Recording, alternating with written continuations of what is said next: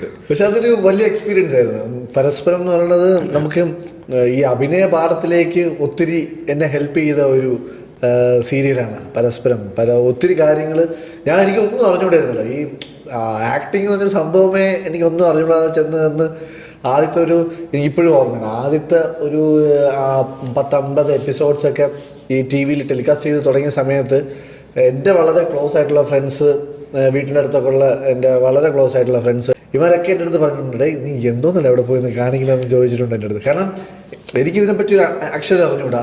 രണ്ടാമത് ഈ ക്യാമറയൊക്കെ നമ്മുടെ മുഖത്ത് വയ്ക്കുമ്പോഴത്തേക്കും ചിരിയൊക്കെ നമുക്ക് ഭയങ്കര ആർട്ടിഫിഷ്യലായിട്ട് ഫീൽ ചെയ്യും.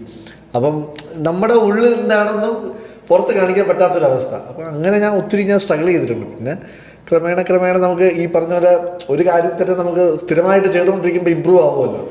അങ്ങനെ ഇമ്പ്രൂവ് ആയി. ഏകദേശം നമ്മളെ സംബന്ധിച്ചിടത്തോളം നമുക്കൊക്കെ ആ സമയത്ത് ഫീൽ ചെയ്തിട്ടുള്ളത് വിവേകിന് വേണ്ടി ടൈലർ മെയ്ഡ് റോളായിരുന്നു സൂരജ് എന്ന് പറഞ്ഞ. അഭിനയിക്കണ്ട, പോയി നിന്നാ മതി. വിവേക് എന്താണോ റിയൽ ലൈഫിൽ ആ സമയത്തുള്ള വിവേക് എന്താണോ അതായിരുന്നു സൂരജ്.